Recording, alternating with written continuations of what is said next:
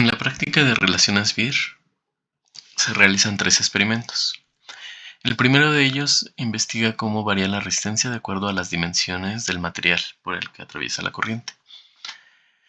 En este caso, la resistencia depende de las características físicas del material.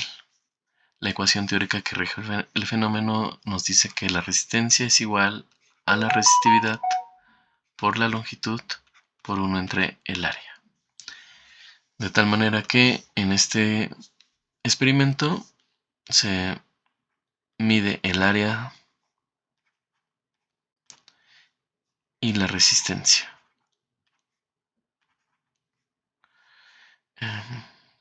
Entonces nuestras variables son R y A. Al graficar R versus A, tenemos que la relación es no lineal. Es decir, no hay una ecuación de una recta que rija el fenómeno. Por lo cual hacemos un cambio de variable para llevarlo a una representación lineal. En este caso, lo que nos conviene graficar es resistencia versus 1 entre A.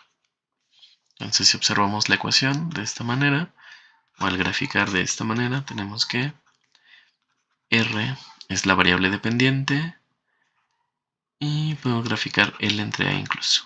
Si graficamos L entre A,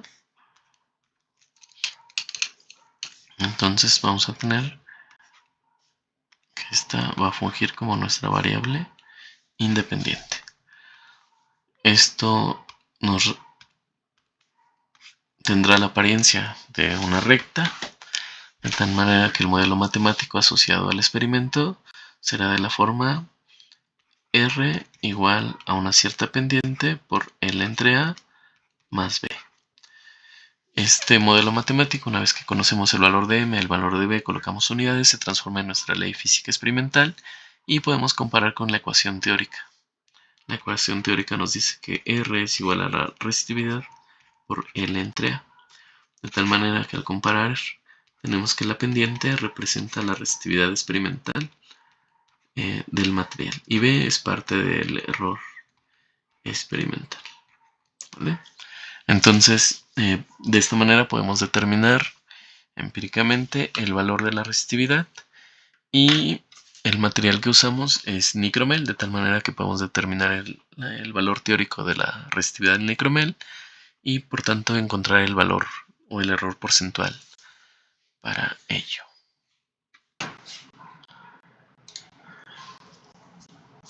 En el segundo experimento de relaciones BIR se investiga cómo varía la diferencia de potencial con la corriente manteniendo la resistencia constante.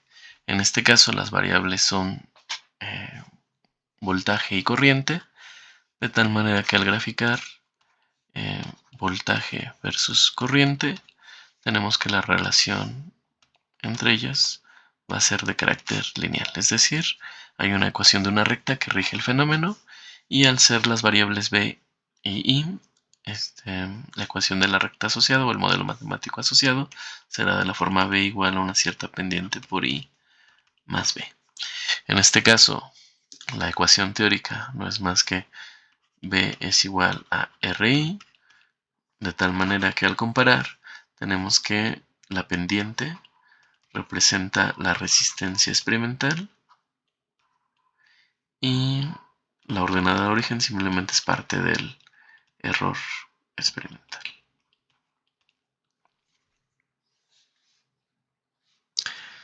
En tanto que para el tercer experimento de relaciones BIR, lo que mantenemos es la corriente constante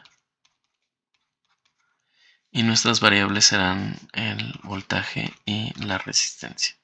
Nuevamente, al graficar voltaje versus resistencia, la relación entre ellos va a aparecer, tendrá el carácter lineal, es decir, hay una recta que rige el fenómeno, el modelo matemático está representado por la ecuación de una recta, que en este caso será B igual a una cierta pendiente por R más B. Al comparar con la ecuación teórica, B es igual a RI, en este caso el valor de la pendiente representa la corriente experimental.